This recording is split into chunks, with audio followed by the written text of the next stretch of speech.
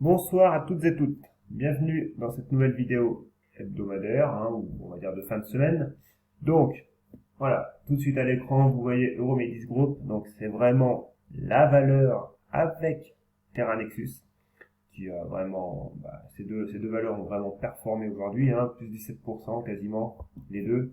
Donc, très très bien. Bon, on va aussi parler donc de tous les dossiers chauds, on va dire, qu'on a eu cette semaine. Donc on a Genoway, on a Novacite, on a Valneva aussi quand même, on a UV Germi, MKEA aussi, Monakea Tech, voilà, qu'on va parler, j'en ai pas parlé trop souvent, elle. Après, on a aussi donc McPhee, pareil, qui a eu un petit coup de grisou là dans la semaine, mais qui s'est bien repris. Et surtout qui a maintenu en fait ses niveaux importants. Vernier, alors voilà, Vernier par contre, elle nous a fait une belle séance aujourd'hui. Blockchain Group aussi, pareil là-dessus, moi je la suis, bon, j'ai une petite position là-dessus aussi, donc je la suis de près évidemment. Et Navia. Donc, on commence par Euromedis Group. Alors, bah là, forcément, c'est super joli, bon, on en a déjà parlé, j'en ai parlé dans mes précédentes vidéos. Donc voilà, moi, je surveillais déjà ce tout petit pivot là des 12,7 avec le passage de la M20. Bon bah du coup il est passé, on est venu tester cette résistance oblique qui voilà aujourd'hui directement voilà, on a ouvert dessus et on a fait une petite mèche et on est reparti. Donc ça on peut très bien le voir sur du graphique 1 heure par exemple, voilà, donc du coup voilà, toc toc. Donc du coup bah là on s'arrête sur une zone on va dire de résistance évidemment, ce plus haut ici. Néanmoins, voilà, le MACD croise à sa hausse, donc le RSI, lui, il passe en zone de surachat. Et pour l'instant, voilà, il n'est pas non plus en ébullition, il est juste en zone de surachat. On surveille toujours la cassure, et pas le passage. Donc voilà, donc pour l'instant, tout va bien. Donc maintenant, évidemment, qu'est-ce que ça pourrait nous donner comme objectif? Eh ben, par exemple, moi, j'aime bien tracer des reports chartistes. Voilà, ça, je le fais dans pas mal de graphes que je partage régulièrement sur Twitter. Donc du coup, et ben, si on fait ce petit report chartiste, voilà, ça nous emmène, toc, toc, ça nous emmène, voilà, sur la zone des plus hauts. Donc c'est quand même appréciable, voilà, donc il y a cette zone à passer, ça nous ferait quand même encore, ouais, 60%, 68% de hausse. C'est pas mal. Donc voilà, donc évidemment, sur le dossier à surveiller de très très près, voilà, avec cette zone là, des 14, évidemment, 14-15 à tenir, voilà, autrement, on aurait un échec. On peut passer en hebdomadaire rapidement. L'hebdomadaire, on voit très bien que le RSI est pas encore en surachat, donc on a de la marge, on a de la marge. Donc voilà, évidemment, beau volume. Donc, dossier vraiment à surveiller de très très près. Bon, on attaque tout de suite par Terra Nexus, l'autre valeur chaude d'aujourd'hui. Donc, évidemment, j'en connais certains qui vont être très très contents. Donc voilà, moi j'avais dit qu'on surveille cette zone là, cette zone de l'ellipse, donc qui était comme on va dire niveau comme de résistance, avec la M50 qui était baissière. Donc du coup, elle a été explosée, les bandes de Bollinger divergent, voilà, et surtout on sort de ce biseau. Et ça c'est une très très bonne chose. Donc du coup, maintenant, deux cas de figure se présentent. Soit lundi on confirme tout de suite et on peut aller taper les 10,50 €, ou alors, voilà, on refait un pullback sur les 8,70, voilà, à peu près dans cette zone-là. Ce qui nous ferait quand même, on va dire, ce qui serait pas mal parce qu'on va dire, voilà, ça nous ferait faire un pullback et ça nous ferait construire une assise solide. Donc c'est bon, monter trop vite trop haut, j'ai un peu peur moi. Néanmoins, bon, on sait pas, mais on a ce petit support oblique là, voilà. Donc tenir cette zone là, les 8,70, moi, ça serait déjà un minimum. Et c'est tout à fait envisageable de revenir la tester pour justement repartir de meilleur quoi. Alors après, en hebdomadaire, simplement ici, bon, pas grand chose. On voit très bien que voilà, on est sur le niveau de la M20. Donc la M20 quand même qu'on avait cassé quand même au mois d'août. Donc du coup, bon, elle est totalement plate. Donc on voit quand même que depuis le mois d'août, le prix, bon, on navigue entre ce biseau qui était quand même baissier et voilà cette tendance, Moyen terme, bon, évidemment un peu baissière, mais depuis avril quand même qui reste haussière. Donc voilà, donc le prix se cherche. Néanmoins, voilà, néanmoins, on a cassé ce biseau, et moi c'est le signal que j'attendais avec cette zone-là. Donc maintenant, on peut y aller. Donc on continue.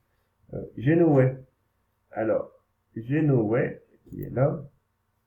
Bon, elle par contre, ouais, c'est un peu décevant aujourd'hui, hein. Bon, voilà, toujours pareil, hein, le MACD est largement haussier, bon, même s'il s'essouffle un petit peu, et encore, c'est pas dramatique à ce stade. Néanmoins, voilà, on a fait une belle mèche, là, haute, donc du coup, ici, sur le daily, on voit pas grand-chose. On va passer plus en 1 heure. Et le 1 heure, on voit très bien qu'on a ce triangle ascendant, qui est là. Alors, maintenant, le but du jeu, évidemment, on peut voir un triangle ou un range, hein, voilà, c'est surtout ce niveau-là des 3,20 et des 3,60, 3,70 là, voilà, c'est ces deux bandes majeures. Néanmoins, on a une petite résistance oblique, un petit support oblique au milieu. Voilà. On voit très bien qu'on est totalement neutre, hein. Les bandes de Bollinger sont plates et le MACD, lui, est complètement inopérant. Voilà, il croise, il recroise. Voilà, c'est vraiment typiquement la, le, la limite d'utilisation du MACD. Donc voilà, donc maintenant si on veut attendre un signal sûr, eh ben on se met ici, hein, avec un petit ASD, donc un ordre à seuil de déclenchement, ou à plage de déclenchement, comme vous voulez, à 3,70, et puis voilà, si ça repart, ça repart. Ensuite, nous avons TerraJag. Alors, TerraJag, pareil. Du coup, aujourd'hui, bon, on a fait une belle séance en cours de journée, même en début de journée, hein, même. On est quand même venu tester les 5,65. Ouais, ouais, quand même, hein. Donc, et on finit à 4,94. C'est un peu, bon, voilà, c'est un peu une séance en demi-teinte. Néanmoins, on reste haussier. Évidemment, toujours le MACD est haussier, RSI pareil. Bon, évidemment, hein, forcément, vu la hausse qu'on se mange, même s'il y a une petite consolidation, il n'y a rien de bien dramatique. Parce que faut pas oublier quand même que hein, on est parti comme une fusée. Hein. Donc néanmoins, voilà, on est sur la M20. Bon, la M20, moi je pense qu'on va pas la tenir parce que voilà, on voit très bien qu'ici ça n'a pas fait vraiment, franchement de comment, le prix n'a pas forcément réagi dessus correctement. Par contre, la M50, voilà, la M50 qui est sur ce niveau-là, des 4,30, 4,30, 4,20, voilà, c'est plus ce niveau-là qui sera surveillé avec la boulangerie qui arrive. On voit très bien que le MACD recroise, hein. Donc là on est sur du 1 heure, il croise à la baisse. Donc voilà, on peut très bien amplifier un petit peu cette baisse et revenir donc du coup tester notre niveau, hein, qui est par là. Donc on voit très bien qu'en plus on a un gap, hein, donc borne haute du gap. Voilà, c'est totalement pour moi envisageable. Alors, oui, on était déjà en support. Voilà, donc du coup ici, bon, en 1 heure, j'ai cette zone là, voilà, si on remet sur du 4 heures, ça correspond aussi à la M20 en unité 4 heures. Donc voilà, donc vu l'historique du titre avec les consolidations la dernière consolidation qu'on a eue, voilà, c'est pas tout à fait, c'est pas impossible qu'on revienne tester. Le RSI, lui, pour le coup, bon, il est pas très loin maintenant. On voit très bien que par contre, je parlais d'un potentiel non-croisement haussier. Et ben voilà, il s'est réalisé, hein, et ça nous a repropulsé le titre. Donc voilà, donc du coup maintenant, on surveille, le prix travaille. Donc forcément, forcément, évidemment, hein, cette zone-là, c'est une zone de résistance quand même majeure, on va dire, parce que bon, c'est quand même le plus haut d'avril, et forcément, voilà, ce sera pas facile à passer. Néanmoins, une petite conso, moi, je dis jamais non, hein. C'est toujours bon de refroidir un peu les ardeurs, de repartir sur des bases plus saines.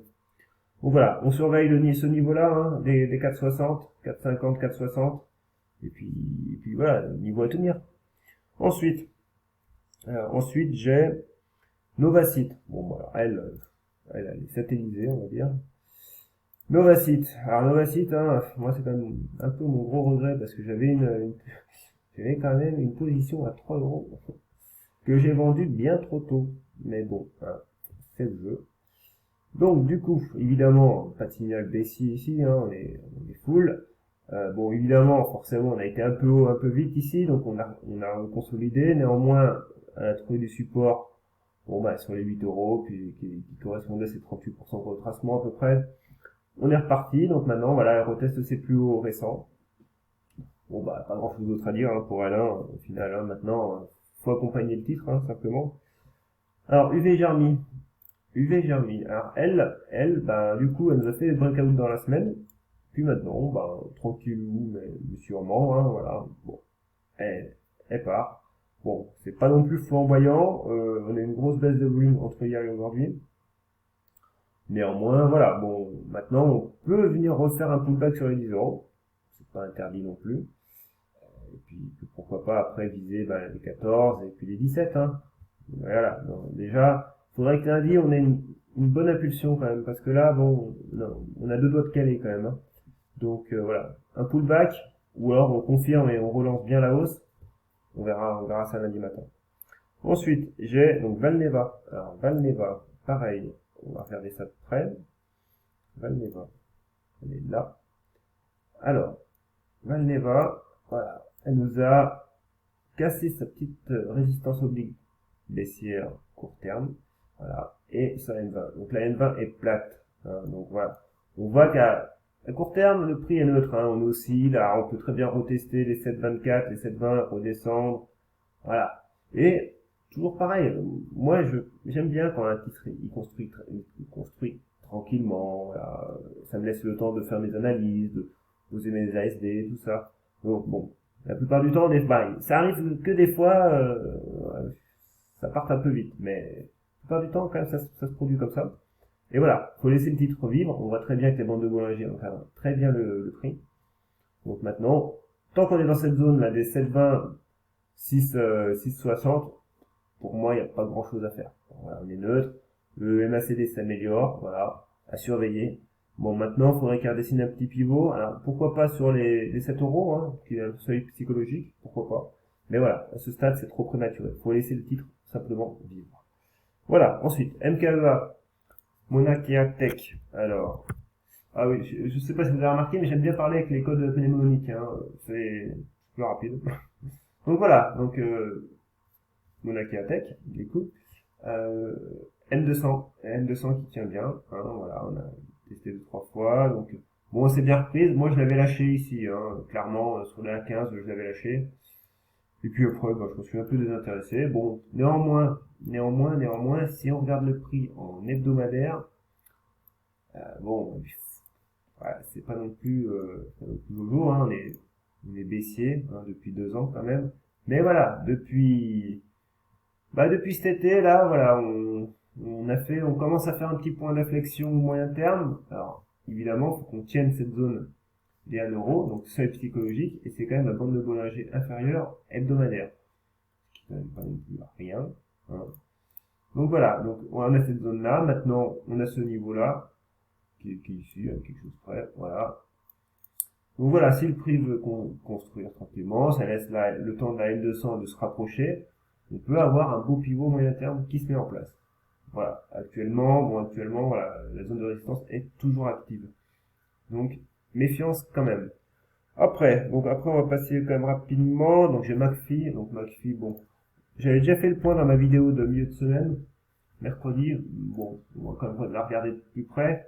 Alors, en daily, on voit très bien que bah du coup, voilà, le duo M50 M20 qui est plat, hein, fait son œuvre, hein, il joue en tant que support. Par contre, on voit très bien que le prix est neutre, hein, dans ce range-là.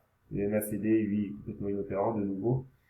Donc voilà, donc du coup, bah, cet échec-là nous a fait au moins prendre conscience qu'il y a un beau pivot sur les 27 euros. Voilà, c'est toujours ça à prendre. Ensuite, Vernier. Alors, Vernier. Voilà. Vernier, alors aujourd'hui, voilà, on avait cette zone de résistance là, des 0,40, on a gapé quasiment à l'ouverture, voilà, on a revenu fermer ce gap, et on est reparti. Donc voilà, très bien. Bon, bah, maintenant, moi, la config là, un peu chaotique, bon, on a quand même un beau volume, néanmoins, voilà, je sais pas trop quoi en penser. Alors, bon, on a cette zone là qui est là, et après on aura les plus hauts récents, qui sont ici. Donc voilà, donc du coup j'attends.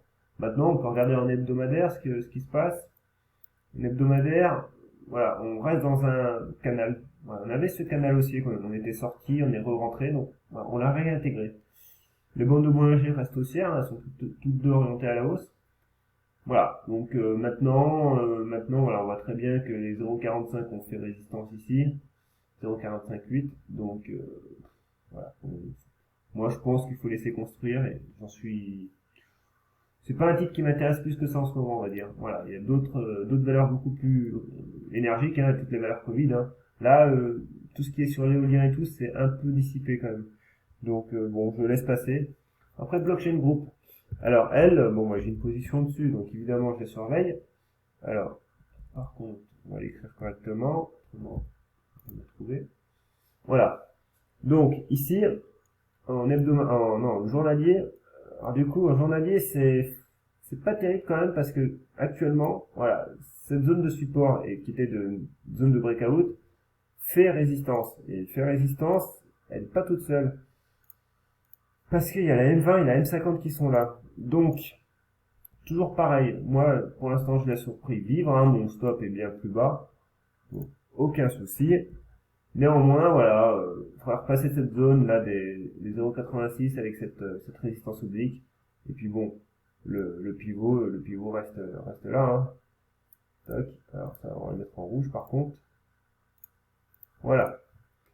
Donc, en l'état, ben, soit on reteste ce support oblique, soit on casse à la hausse tout cet ensemble de résistance. Évidemment, je préfère la deuxième option, mais voilà, on ne choisit pas. Et la dernière, on va regarder Navia. Alors Navia, bon, pareil, c'est pas une valeur qui m'intéresse des masses. Néanmoins, on est en daily, bon, on voit très bien que on dessine un pivot, voilà. Ce pivot-là. Maintenant, c'est un titre qui est assez explosif quand même. Donc voilà, pourquoi pas sur les 3 euros, c'est psychologique encore une fois. Mais voilà, pas grand chose d'autre à dire de plus là-dessus. Voilà, c'est tout pour ce soir, on va dire. Donc si vous êtes encore là, merci de m'écouter jusqu'au bout, c'est gentil à vous.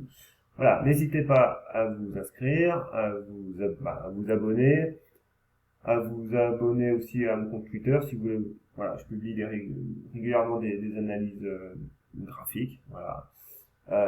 Et puis voilà, moi je vous dis à bientôt et puis bonne soirée.